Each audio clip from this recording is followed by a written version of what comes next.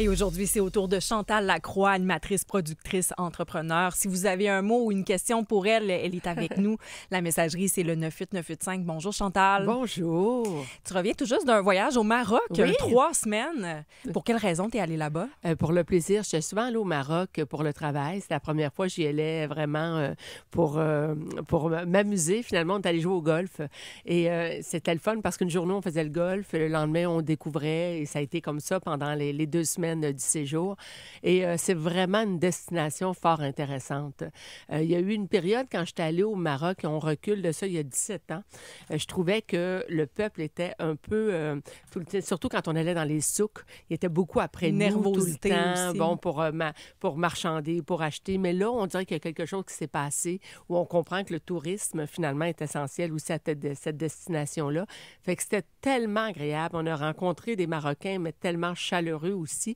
Et c'est le choc des cultures, mais en même temps, c'est le fun, on parle français.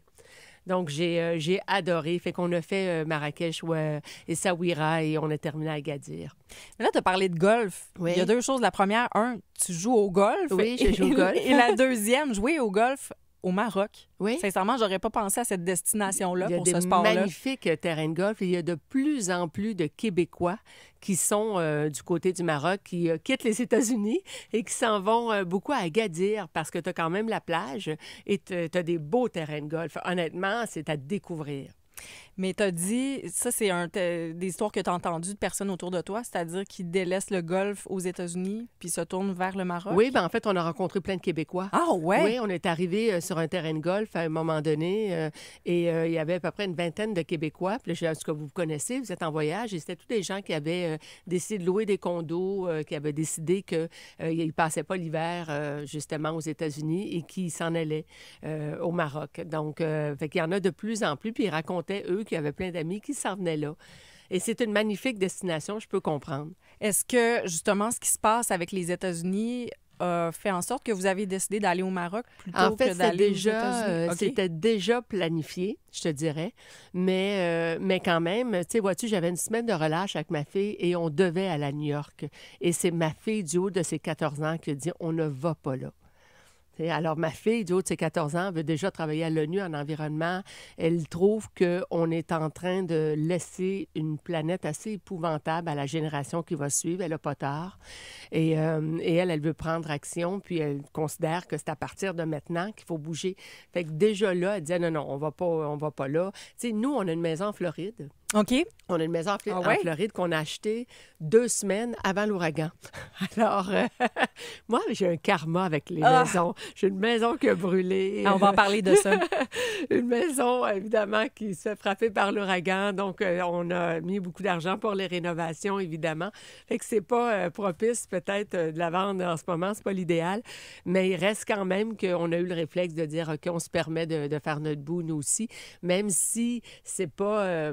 ça va prendre des gestes beaucoup plus collectifs et majeurs, évidemment, pour faire une différence. Mais si on dit tout le monde ça, il se passe rien. Fait qu'à un moment donné, il faut commencer à poser des gestes à petite échelle pour faire une différence. Même chose avec l'environnement. Mais on le voit vraiment que ça fait une différence, le boycott. Puis il y a beaucoup de monde qui n'y croyait pas. Moi, j'en faisais partie. Tu sais, moi, je me disais, c'est un beau geste, tu as l'impression d'avoir un effet sur quelque chose. Puis juste pour ça, juste pour l'aspect psychologique personnel, c'est génial. Mais est-ce qu'on va vraiment en ressentir les effets? Mais là, on a vu, il y a une baisse des vols chez certaines compagnies aériennes. On le voit aussi dans les réservations. On le voit aussi chez les épiciers, ici même, dans l'achat des produits. J'ai l'impression que ce que tu décris, Chantal Lacroix, c'est en train de se produire. C'est-à-dire qu'on se met ensemble, puis on prend des décisions, puis on se mobilise. Toi, tu dois trouver ça beau, parce que ça fait partie je trouve qu'il était temps. Oui. Et honnêtement, je trouve que ça devrait être comme ça dans plein de sphères de notre vie. Pas juste nous comme citoyens, je pense que le gouvernement aussi a sa part à faire, mais il reste qu'on a à se mobiliser, faire preuve de solidarité. Je trouve qu'on a une belle opportunité aussi en ce moment avec tout ce qui se passe, justement d'acheter davantage québécois, canadiens, d'être solidaires, d'encourager nos entreprises aussi également, de faire preuve d'empathie aussi. Fait que non, je trouve qu'on a une belle occasion en ce moment au travers tout ce qui peut se passer, toute l'insécurité aussi que ça peut apporter.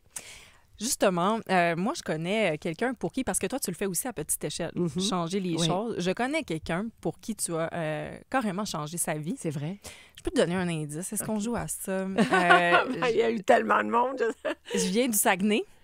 OK. Saguenay-Lac-Saint-Jean. OK. Et c'est quelqu'un avec qui je dansais, qui a été mon prof, ma coach. Ensuite, je suis devenue enseignante. C'est le Baladi, je peux le dire. C'est dans une autre vie que j'avais. Ah, tu parles de Lynn? Lynn Gauthier. Oui, okay. Tu avais une émission à l'époque qui s'appelait SOS Beauté, où c'était des transformations. Ben, tu peux l'expliquer. C'était des transformations de femmes. En fait, on était 6 semaines ensemble enfermés et pendant 6 semaines, donc on s'entraînait, on mangeait santé aussi également.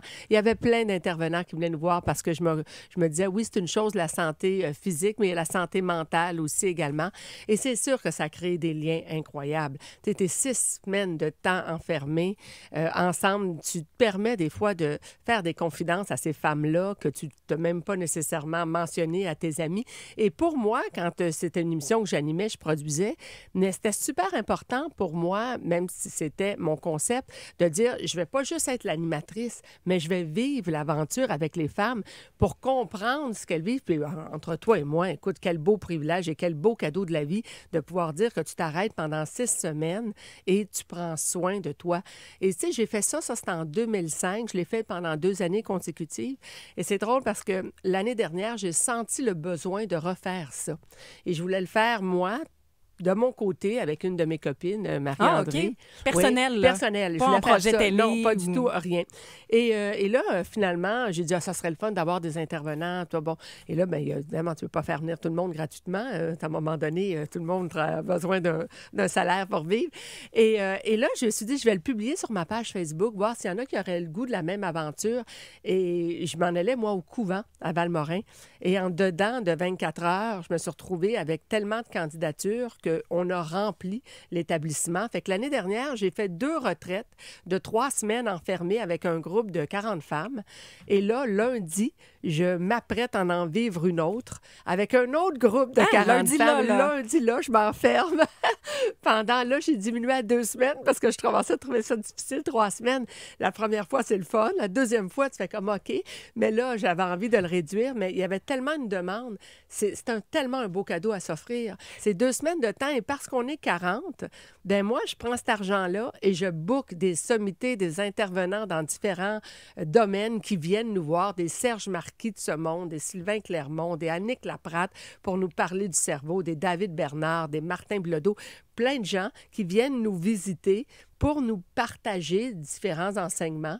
Et au travers de ça, on mange santé, on s'entraîne à tous les jours et puis on fait tout le temps des surprises. Fait que j'aime ça faire ça, puis des parties. C'est quoi le profil des personnes qui s'inscrivent à ça avec toi? C'est quoi le besoin? Ça répond à quoi? Bien, c'est différents besoins, sincèrement. Il y en a qui sont à la croisée des chemins.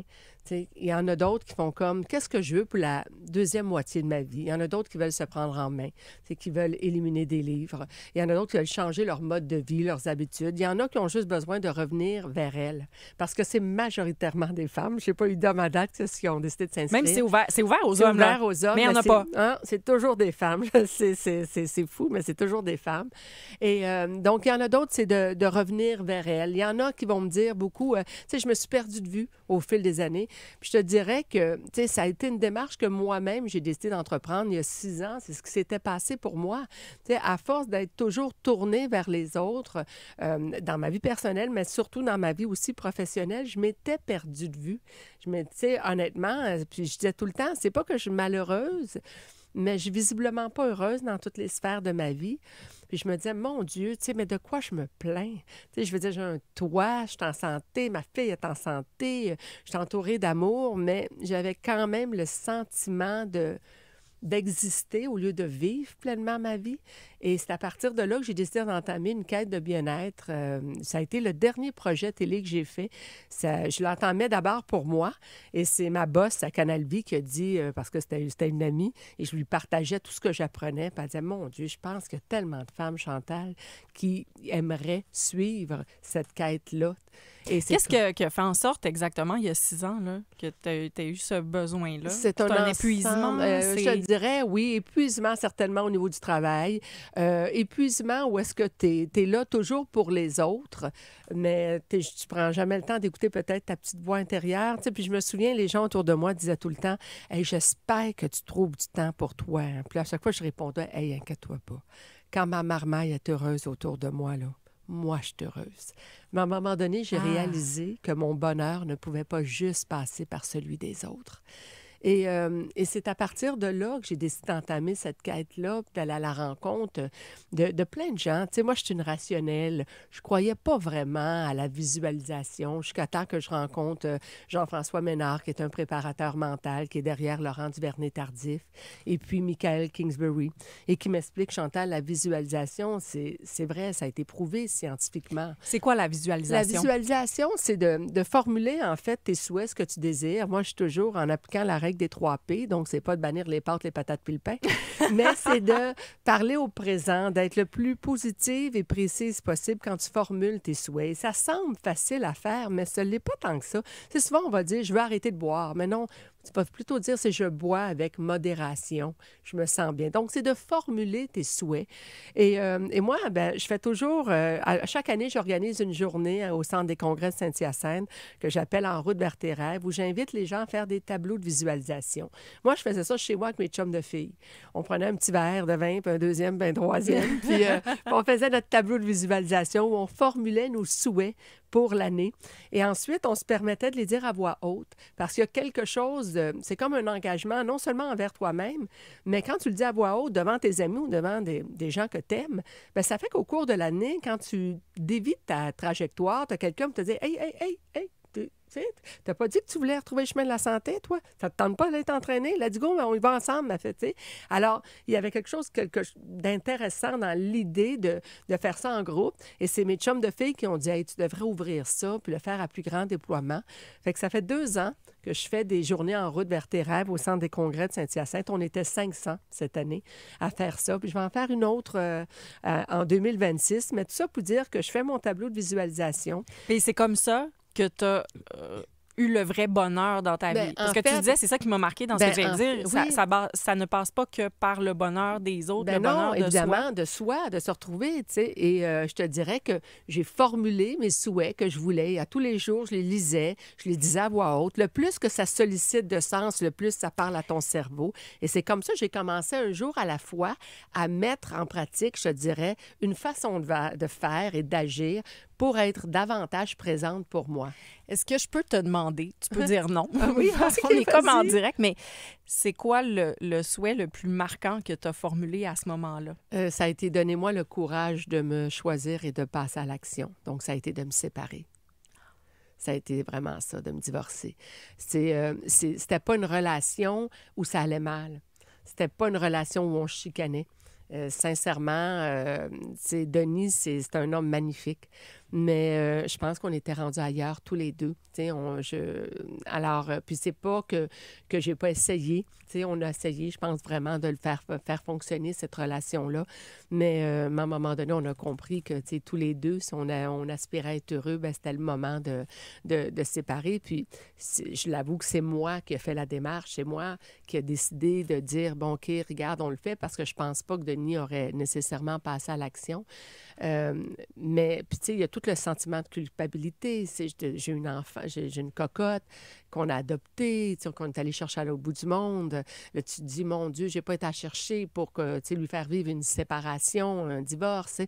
Alors, tu sais, il y a tout ça. Puis, tu sais, il y a le moment où tu te dis, ben, tu sais, c'est pas si pire que ça, finalement. Tu sais, c'est correct. Il y a plein de choses. Et tu vas chercher ton bonheur ailleurs. Donc, dans mon cas, dans le travail. Ça me nourrissait, je recevais plein de bonheur. Donc, tu t'étourdis autrement, finalement, et tu fais ton petit bonhomme de chemin dans ton quotidien, qui est quand même agréable au bout de la ligne. Mais tu sais, à 54 ans, j'avais envie de la totale, j'avais envie de me sentir vivante, j'avais envie d'être en amour, j'avais envie de tout ça. Et puis là, tu te demandes, tu sais, c'est-tu d'être égoïste de faire ça, c'est de penser à soi, tu sais, au détriment de la famille, de ma fille. Puis tu vois, c'est ma fille, à l'époque, du haut de ses 9 ans, qui m'a dit à un moment donné, tu sais, maman, Pour montrer aux autres comment être heureux, il faut commencer par l'être soi-même. Il n'y a rien de mal à choisir. Tu es la personne la plus importante au monde. Et moi, de lui répondre, « Mais c'est qui t'a enseigné ça? » Et elle de me dire, wow. « Toi, maman. » Comme quoi qu'on enseigne souvent ce qu'on veut apprendre. Et pourtant, tu sais, je me souviens d'avoir dit à Camille, ben, pourquoi tu me dis ça? As-tu l'impression que maman n'est pas heureuse? C'est ça, est-ce qu'elle voyait que tu étais malheureuse? Oui, est-ce que tu vois quelque chose dans la maison? Est-ce que tu trouves que ça ne va pas avec papa? Elle dit, non, mais tu sais, je vois maman. Tu sais, je vois, t'es juste là pour les autres, t'es pas là pour toi. Tu sais. Alors, tu sais, du haut de ses 9 ans, ça a été comme la claque, si tu veux, en plein visage pour me dire, bon, ben écoute, attends une minute, là, il est temps que je me choisisse. Il n'y a rien d'égoïste à le faire. Et sincèrement, c'est non seulement le plus beau cadeau que je me suis fait. Avec le recul, je regarde aussi avec ma fille parce que j'ai un nouveau conjoint aujourd'hui, puis la relation est magnifique. Puis Camille, ben, elle a son père, puis elle a Patrick. Puis la relation avec Denis aussi est magnifique. T'sais. Donc, tu sais, fait que finalement, avec le temps, avec le recul, ben, ça a été la bonne chose à faire. Mais on a toujours peur de passer à l'action. C'est clair. J'ai des amis, c'est ça, autour de moi, avec qui j'ai beaucoup discuté, là, qui étaient dans cette espèce de croisée des chemins, là, tout comme toi. Puis tu as tellement peur de prendre la mauvaise décision. Ben ouais. Là. La voix que vous entendez, c'est celle de Chantal Lacroix, animatrice, femme d'affaires. Je te l'ai dit, hein, avant qu'on commence, ça va aller vite. Ah oui. Vite. Pas de problème. On va s'arrêter pour une pause. Si vous avez un mot, une question pour elle, vous pouvez nous écrire dans la messagerie au 98985 parce que je vais vous lire directement à Chantal Lacroix. Je pense qu'on va continuer à parler d'amour après la pause parce que tu es rendu que tu donnes des formations aussi. Ah, je donne pas des formations, mais on va s'en reparler. À tout de suite. On passe l'heure en compagnie de l'animatrice femme d'affaires Chantal Lacroix. Il y a beaucoup de réactions dans la messagerie. Chantal, je lis un des commentaires qu'on a reçus. D'abord, superbe entrevue. Je suis d'accord avec cet auditeur. C'est vraiment... C'est de prendre le temps de discuter. C'est un de mes moments préférés aussi de la semaine là, qu'on partage avec une ou un invité, mais aussi avec les auditeurs. Tout le monde contribue. Et cette personne demande, c'est quoi le 3e P de Chantal? C'est vrai, je te l'ai pas laissé dire. C'est-à-dire, il y a le présent, le positif. C'est quoi le 3e? Précise. Précise. Être précis. C'est souvent, on n'est pas précis dans ce qu'on souhaite. Alors, comment veux-tu que ça arrive? T'sais, comment veux-tu que tes souhaits se passent si tu n'es pas précis? Alors, souvent, les gens vont dire, je veux voyager. Mais tu veux voyager où exactement? Donc, mets une image de la destination où tu veux aller, visualise cette destination-là. On manque souvent de précision dans tout ce qu'on fait d'ailleurs, souvent. Alors, c'est de préciser davantage ce qu'on veut. Je me souviens, quand je faisais donner au suivant, les gens me disaient, moi, je voudrais que tu fasses plaisir à ma mère. Je dis, OK, qu'est-ce que tu veux? Bien, je ne sais pas, là, comment tu veux que moi je t'aide si toi-même, si tu ne sais pas. Donc, ça manquait de précision parfois dans la formulation des souhaits. C'est un peu la même chose, même par rapport à notre vie. Je lis un autre commentaire de Éric Pascal qu'on a reçu par courriel. Il dit « Juste pour vous dire que votre invité Chantal Lacroix a changé ma carrière artistique. C'est une des seules qui m'a laissé ma chance pour performer à l'émission 5 de rue. Je faisais des sons avec ma bouche, du beatbox que ça s'appelle. Il dit, ça m'a donné confiance en moi et j'ai décroché un contrat de disque avec les disques Tox et ma chanson Pas d'argent a été numéro 1 durant 3 semaines à C'est quoi? Et 19 semaines de suite au palmarès, nomination Gala la disque pour meilleur album de l'année en 2008. Il ajoute, si Chantal ne m'avait pas donné ma chance à cette époque, je n'aurais jamais pu réaliser ça. Je me nomme Crazy Noise. Ah, je vais aller voir, je vais aller écouter. Wow, ben c'est donc bien fun. Merci de prendre le temps de me le dire. Et bravo d'avoir fait preuve de persévérance. Mais j'ai l'impression que des histoires comme celle-là, il y en a des centaines, voire des milliers qui te concernent. Oui. Parce que tu as influencé la vie de beaucoup, beaucoup de personnes. Avant la pause, j'ai dit qu'on allait continuer à parler d'amour parce que tu as 3000 projets, là, sincèrement, vraiment. Tu as parlé des retraites et tout ça, mais tu t'es affiliée avec une ancienne beauté du banquier. Ah c'est oui, bien David ça? Bernard. Ouais, pour oui. donner des formations sur l'amour. Pourquoi ça? Ben, en fait, c'est pas juste des formations sur l'amour, soit dit en passant. C'est que, juste te mettre en contexte, quand j'ai fait ma quête de bien-être et j'ai terminé ma quête de bien-être, donc c'était 4 émissions, ça s'est échelonné pour moi, cette aventure-là personnelle sur 7 mois. Quand ça a été terminé, les gens ont été témoins du avant et du après. comment j'avais cheminé. Tout le monde voulait suivre la même quête que moi. Alors, j'ai appelé tous les intervenants, je leur ai demandé de faire des capsules, d'enregistrer, et j'ai lancé un premier programme web qui s'appelait le programme M, A pour accompagner, I inspirer, M motiver, E enseigner. Au-dessus de 5000 personnes qui ont adhéré à ce programme-là, et sans prétention, on a transformé plus de vies pour moi que dans toutes mes émissions de télévision, parce qu'il y avait quelque chose où on pouvait parler directement à la personne. On faisait des webinaires. Bon. Et j'ai fait ça. Et là, par la suite, David Bernard, donc, me contacte. Et David a écrit plusieurs livres sur l'amour. Tu sais, David, il a peut-être fait le banquier, mais lui, il aspirait à être connu pour pouvoir faire des conférences. C'est le chemin qu'il a pris. Mais je comprends, mais il y avait déjà ça avant d'être beauté du banquier. Oui, lui, ça a été le chemin qu'il a pris pour essayer d'avoir un peu de notoriété pour que les gens, à un moment donné, puissent s'intéresser à ce qui était sa véritable passion et ce qu'il faisait réellement dans la vie, ce qu'il aspirait faire et qu'il avait déjà commencé à faire. Mais il n'y avait pas une grande communauté où il n'y avait pas beaucoup de clients nécessairement. Mais le banquier, quand il est arrivé, c'est maudit, des fois, c'est un couteau à deux tranchants d'une certaine façon. Mais bref, il en demeure qu'aujourd'hui, il y a plusieurs best-sellers et il fait ça. Et il fait ça, mais tellement bien parce qu'il s'engage, il est bon, il est là, il est présent. Alors lui, il m'a demandé... auras-tu un intérêt à ce qu'on monte ensemble un programme web? Écoute, moi, je n'ai pas une spécialité en amour, mais pas du tout comme toi. Si tu veux le monter, je vais t'accompagner, puis je vais être là. Et c'est comme ça, on a monté donc le premier programme web avec David, qui était le programme Prêt pour l'amour.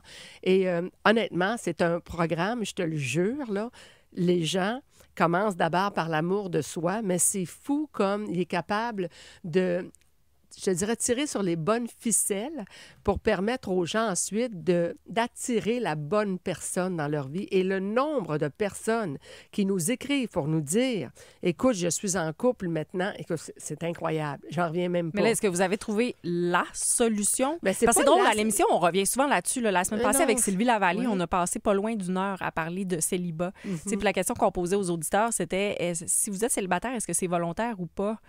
Puis dans la majorité des réponses, c'était pas tout le monde. Il y en a beaucoup aujourd'hui qui décident, regarde, moi, je veux pas être en couple, j'ai décidé ça. Mais beaucoup étaient comme, je peux pas, j'y arrive pas, je sais pas comment me prendre. J'attire peut-être les mauvaises personnes. Aussi le pattern, c'est souvent le même genre de personnes que j'attire aussi, ouais. Puis ils sont à la recherche d'une réponse, d'une explication du pourquoi. Je te dirais, il faudrait que tu fasses venir David. David pourrait te parler en long, en large à propos de ça, mais il en demeure que définitivement, tu sais, c'est un programme, là, ça dure 10 semaines.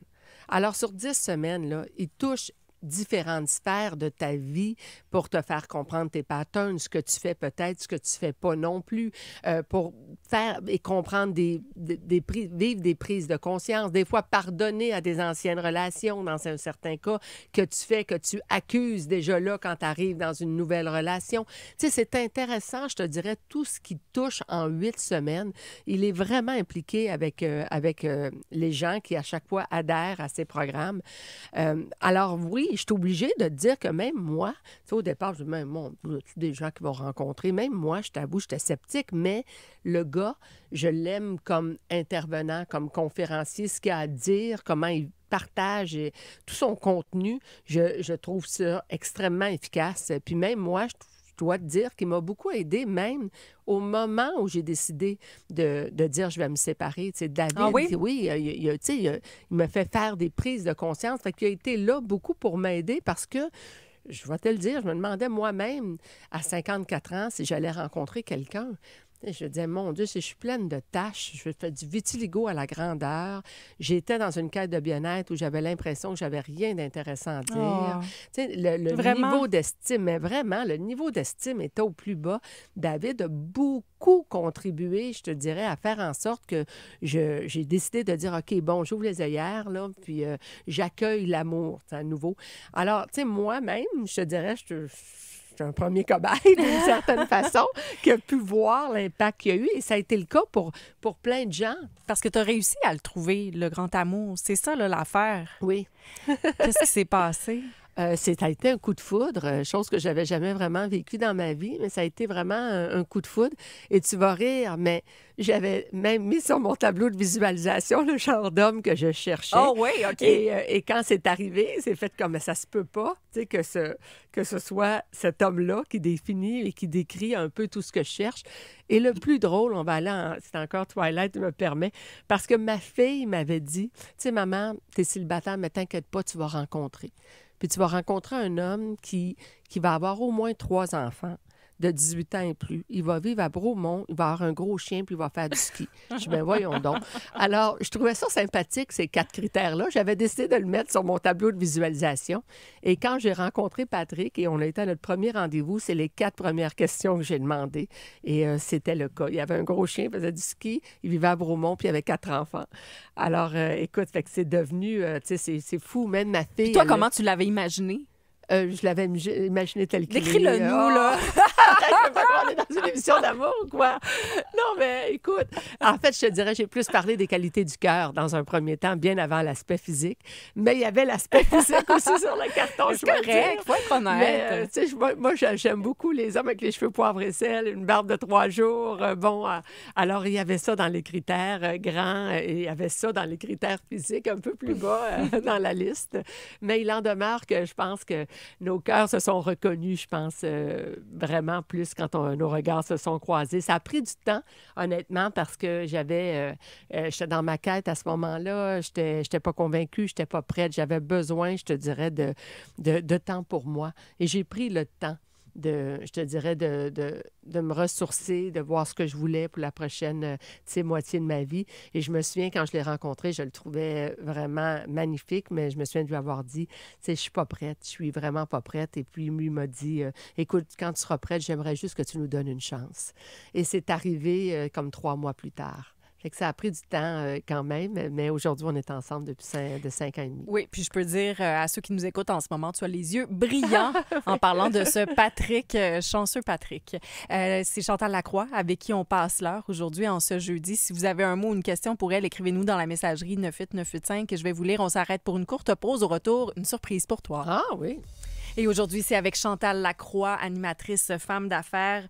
Chantal, il y a des mots pour toi dans la messagerie. Okay. Je vais en lire quelques-uns. Il y a beaucoup de questions aussi. Okay. Je vais en poser une maintenant, puis on va en garder pour la fin de l'émission. Mais quelqu'un nous écrit « Merci de tes mots, de tes expériences. Je vais tenter la visualisation. » Oui. Le fait d'en parler, je pense que ça inspire bien du monde. Puis tu sais, des fois, tu te dis, tu es à la recherche d'être encore mieux. Tu sais, tu peux être bien, mais se dire « Qu'est-ce que je pourrais ajouter? » Tu peux essayer des choses. Hein? Tu sais, ça coûte rien. Tout à fait. Mais des fois, c'est de savoir par où on commence. Tu sais, j'ai sorti un livre qui s'appelle « N'attends pas le bonheur, crée-le ». Et je parle aussi de la roue de la vie. C'est la roue de la vie, des fois, juste de reconnaître dans quelle sphère de ma vie que ça va pas. Et tu penses que tu t'attaques pas à toutes tes sphères en même temps. Tu commences par une. Et de là, après ça, ben, tu fais... Moi, j'aime beaucoup écrire. Et c'est comme, qu'est-ce qui va pas? Qu'est-ce qui pourrait... si je pouvais faire quelque chose pour changer quelque chose, ça serait quoi? T'sais? Mais de prendre le temps de noter, d'écrire ce qui ne va pas aussi. J'en lis un autre. Est-ce que Chantal aime toujours le baseball? À l'époque de l'école, elle venait nous voir jouer au baseball. Elle nous prédisait la météo pour savoir si on pouvait jouer. Oui, je faisais ça. Oui, effectivement, mais c'était mon époque de météo média. Fait que oui, je disais ça, mais oui, c'est un sport que j'affectionne, mais c'est plus le sport que je suis autant maintenant. C'est lequel que tu suis le plus? J'aime beaucoup regarder le gars. Ah, mais là, le hockey, écoute, je l'écoute même à radio, là, mais c'est fou. Mais le Martin McGuire puis Danny, j'espère que tu écoutes ici, là.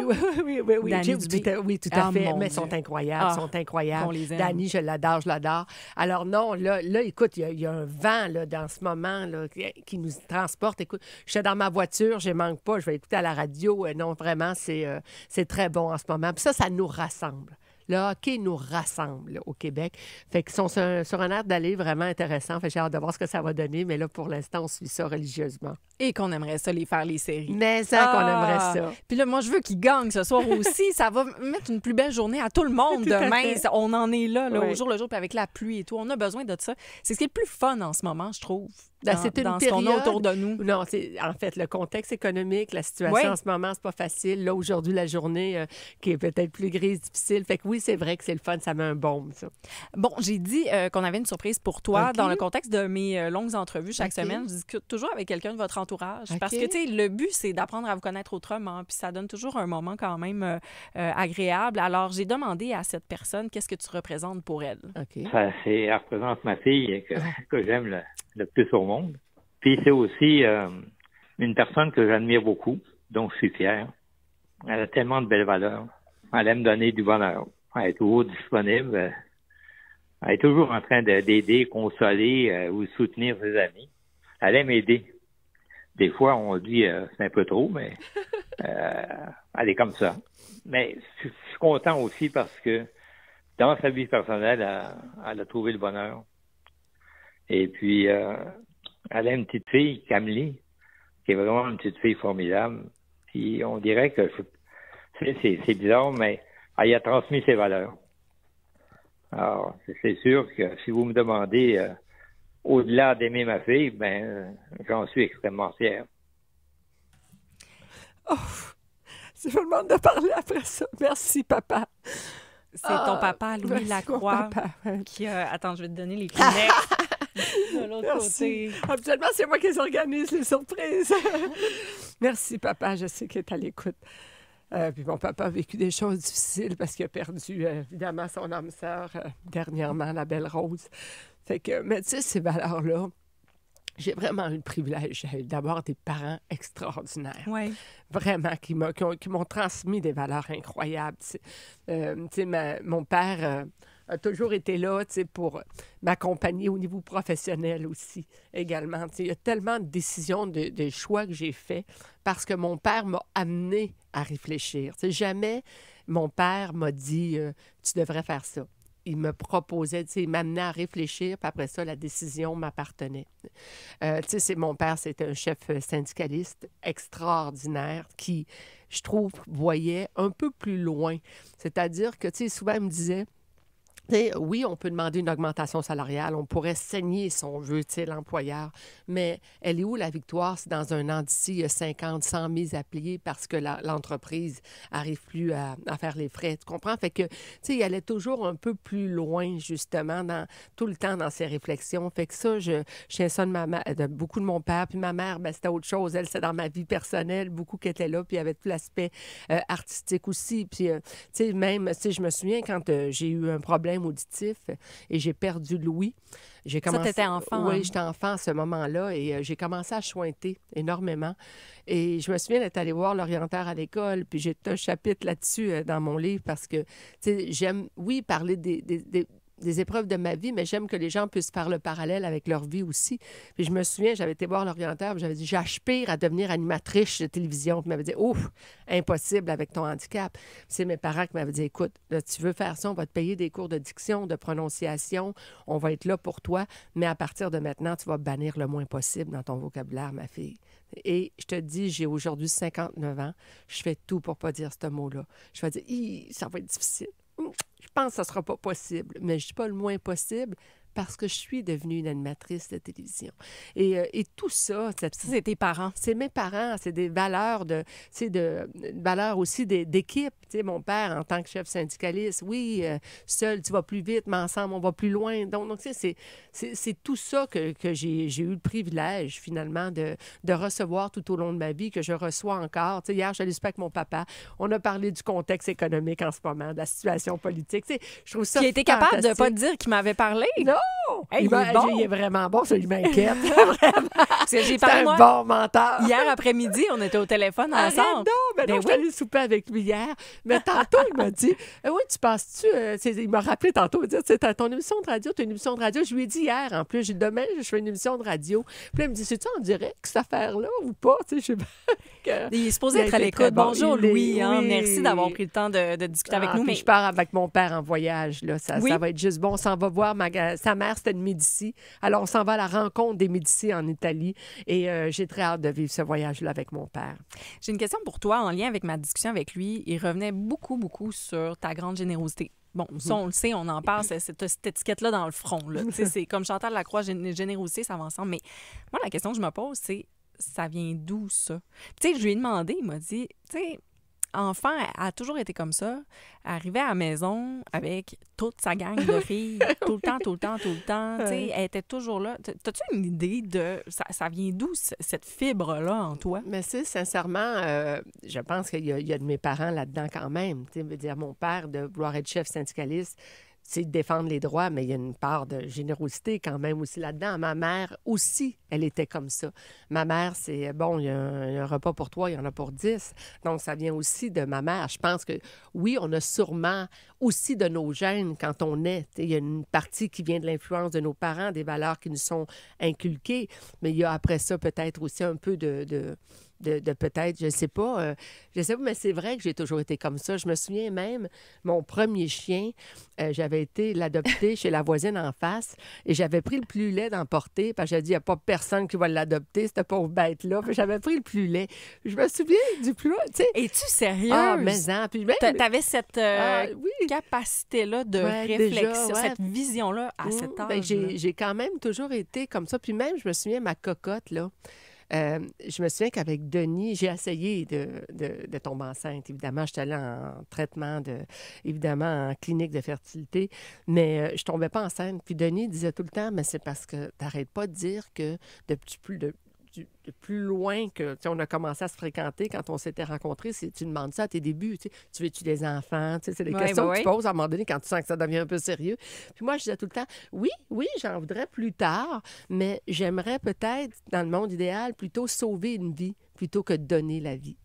Et lui disait tout le temps, tu tombes pas enceinte à cause de ça. C'est que t'as pas arrêté de dire ça. La pensée lui, c'était ça. Je faisais de la visualisation, pour croire.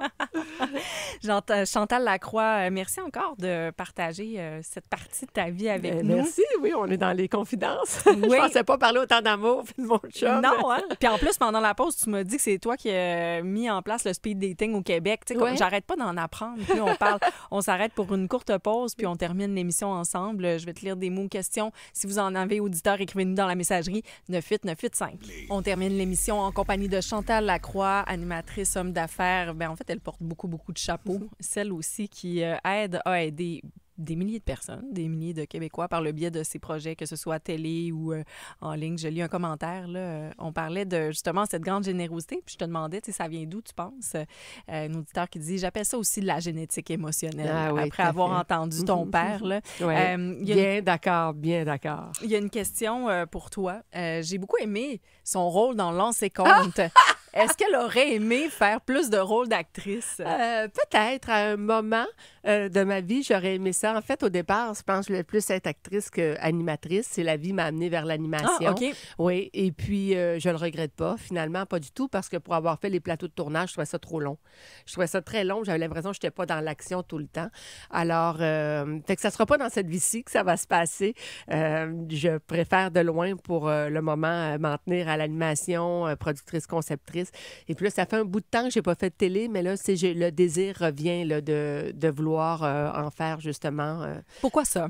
Parce que je trouve qu'on est à la croisée des chemins en ce moment comme société, parce que je vois ma cocotte du haut de ses 14 ans qui me dit qu'on est en train de laisser une planète épouvantable, qu'on passe pas à l'action, qu'on pose pas des gestes concrets. Oui, j'en fais en tant que maman. Oui, je suis là pour l'épauler, mais j'ai envie de faire plus. Alors, tu sais, c'est comment dire, le peu peut-être de popularité qui me reste encore parce que ça va tellement vite dans ce métier-là. Puis c'est correct, on laisse la place à des jeunes, la relève. Puis je suis la première à dire ça, à dire j'ai eu mon moment et c'est correct, je suis en paix avec ça. Mais je trouve qu'il n'y a personne qui prend le flambeau en ce moment de faire des émissions où on est là pour aider et faire une différence et créer des mouvements justement de solidarité et d'entraide. Et là, le désir et le besoin se fait sentir, ne serait-ce que pour aussi épauler davantage ma fille et ces générations-là futures. Fait que là, il y a ce désir-là qui se manifeste, qui n'était pas là avant. Non, ça vient de quand, là, je te dirais, ça fait, je te dirais, quelques mois que ça mijote. Oui, que ça mijote. Et c'est là davantage, là, en ce moment. Fait qu'il y a des concepts, là, qui se dessinent dans ma tête. Qu'est-ce que tu ferais? Je sais que tu peux pas tout nous révéler, là. Mais c'est sûr que j'ai envie de partir à travers le Québec. sais, je trouve qu'à un moment donné, j'ai envie d'aller voir les gens. Moi, je suis une fille qui a besoin de voir le monde. J'aime le monde pour vrai. J'aime aller à la rencontre des gens. Je veux parcourir le Québec. Je veux mettre en lumière plein d'entreprises de chez nous, des gens. Il y en a plein des bons Samaritains. On les voit pas, ces bons Samaritains-là. Tu sais. Je veux faire comprendre aux gens que plus on va être des meilleurs humains, mieux on va avoir un meilleur demain. T'sais. Alors, j'ai envie de ça. T'sais. Fait que là, je suis en train de pondre ça tranquillement. Et puis, je vais aller frapper aux portes. Il y a un tournage. J'ai fait 2 tournages d'une série qui s'appelle Quête de sens, qui n'est pas vendue encore. J'ai tourné avec Martin. Oui, je fais ça en ce moment. Je suis allée au Japon. Avant ça, je suis allée au Mexique. Je rêve d'aller au Tibet. C'est une trilogie où je vais voir ailleurs comment on vit, c'est quoi les cultures, c'est quoi, qu'est-ce qu'ils font exactement pour goûter davantage au bonheur que peut-être nous, on ne met pas en pratique. Alors, je fais ça. Je suis en montage en ce moment de Peux-tu cette partager série-là. avec nous une découverte que tu as faite, justement, dans ton exploration d'un autre pays? Le Japon, je te dirais, ce qui m'a fasciné, bon, au-delà du fait qu'ils sont très propres et qu'il n'y a pas de poubelle nulle part et tout le monde est responsable, tout le monde se ramasse et tu te demandes comment ils font. Là, ça, c'est impressionnant. Tu peux manger par terre au métro. Au-delà de ça, et que tu comprends, ça fait partie de l'éducation dès le jeune âge. On a décidé que... pour l'élémentaire, donc les premières années scolaires d'un enfant, il n'y aurait pas de notes dans les bulletins. On veut que le jeune apprenne à devenir un bon être humain. On veut lui partager des bons outils pour qu'il soit un bon être humain pour plus tard. On veut lui donner des outils pour qu'ils puissent, ils vont faire de la méditation, ils font des choses. Et ça, je déplore ça. Nous autres, chez nous, on enseigne à nos jeunes la géographie, l'histoire. On bourre nos jeunes de plein de choses. On nourrit le cerveau autant comme autant. On y apprend plein de choses, mais on leur explique pas comment fonctionne le cerveau, la visualisation. On n'apprend pas aux jeunes la capacité au bonheur pour en faire des êtres humains un peu plus outillés quand ils vont arriver à l'âge adulte. Ça, c'est le Japon. Et ça m'a Au Japon, fasciné. ils sont pas notés. Je savais pas ça. Ouais, Moi, c'est comme primaire, là, jusqu'à un exactement. certain âge. Il n'y a pas de notes dans les bulletins. Donc, on leur apprend à être des bons citoyens, des bons êtres humains, à prendre soin de maman, papa, grands-parents. Tu sais, donc, fais attention à ton environnement, ramasse tes déchets, laisse pas traîner par terre si tu veux pas vivre dans, j'aime pas dire le bordel de l'autre, mais c'est un peu ça. Mais c'est drôle parce qu'il y a des gens qui disent, puis ça c'est ici même, on a eu la discussion avec Nicolas Duvernois qui est collaborateur, qui est homme d'affaires aussi, disait, tu sais, on dirait qu'on met aujourd'hui le dos sur l'école de devoir éduquer nos enfants, mais le Japon, c'est ça qu'ils font. Parce que lui, ce qu'il disait, c'est les parents, pas tout le monde, on se déresponsabilise, ouais. Mais dans tout. Écoute, au Québec, en ce moment, c'est incroyable. Tu sais, je veux dire, on est en ce moment le 6e pays le plus heureux au monde. Et en grande partie, le Canada se classe 6e grâce au Québec. Mais quand tu regardes notre Québec, on a un système de santé où on a accès à tous les soins, des programmes sociaux où est-ce qu'on est là pour les garderies, des subventions. Mais, tu sais, aujourd'hui, je te dirais, je trouve qu'on se déresponsabilise beaucoup. Je me souviens, dans de nos suivants, très rapidement, on avait rénové une cafétéria, une école, parce qu'il y avait eu une bataille, un food fight, si tu veux, une bataille, et ça avait créé des dommages. Il y avait 8 enfants, 8 jeunes du secondaire qui avaient été ciblés, retournés à l'école. OK, c'était pas pour le plaisir, non, la bataille de bouffe. C'est parti, ça a commencé pour le plaisir, ça a dégénéré, bon. Et les parents, à ce moment-là, étaient retournés vers l'école et disaient « Hey, si tu penses, une semaine là, privée à maison, là, moi, c'est un calvaire. Là, je l'ai pendant une semaine de temps, il faut que j'arrête de travailler. Occupez-vous des enfants. » Moi, là, j'aurais fait ça à l'école. Moi, je te jure là, que mes parents m'attendaient, là, puis tu comprends-tu, là, j'aurais été passé un mauvais quart d'heure. J'aurais passé un mauvais quart d'heure. Mais aujourd'hui, je trouve qu'à bien des niveaux, on se déresponsabilise. Oui, puis c'est ça, c'est à voir. Mais toi, tu vois cette différence. C'est un autre sujet, on pourrait en parler pendant des heures. Mais c'est parce que là, tu dis, moi, je trouve ça intéressant là, d'aller voir justement ce qui se fait ailleurs, mais tu dis, là, on peut pas savoir où on va la voir, cette série-là. Ah, en fait, là, je suis en montage et ensuite, je vais aller frapper aux portes pour essayer de la vendre. Pour la mettre en ondes. J'ai fait le contraire. Mais c'est ça que j'allais dire. J'ai fait le contraire parce que je voulais, en quelque sorte, juste décider de ce que j'allais mettre en ondes. Alors, quand tu signes ton contrat avant, souvent, ils vont dire, ben non, attends, tu nous avais dit que tu ferais ça, puis là, tu décides que tu veux plus mettre ça dans la série. Alors là, je voulais pouvoir avoir le contrôle sur ma série, en quelque sorte. Ça va-tu être 8, 10 épisodes? Ça va-tu être 4 épisodes? Je voulais décider de ce que j'allais mettre en ondes, en quelque sorte, et le format que je voulais lui donner. Alors, fait que c'est là, mais c'est une quête de sens à travers le monde avec Martin Bilodeau qui m'accompagne, qui, lui, est un bouddhiste, yogiste qui a prié aux côtés de Dalai Lama et qui a fait plein de choses. Fait que c'est vraiment un être fascinant. Chantal Lacroix, qu'est-ce qu'on te souhaite pour l'avenir? De la santé. Vraiment de la santé plus que jamais. Et de continuer à prendre soin de mon bonheur pour que je puisse être là pour prendre soin de celui des autres. Moi, je peux dire que je nous souhaite que tu continues à faire des projets comme celui, exemple, que tu viens de nous parler. Je pense que ça fait vraiment une différence. Merci beaucoup d'avoir participé à l'émission. C'était Chantal Lacroix, animatrice Femme d'affaires. Merci à vous de votre grande contribution. On se retrouve demain, vendredi, 10h.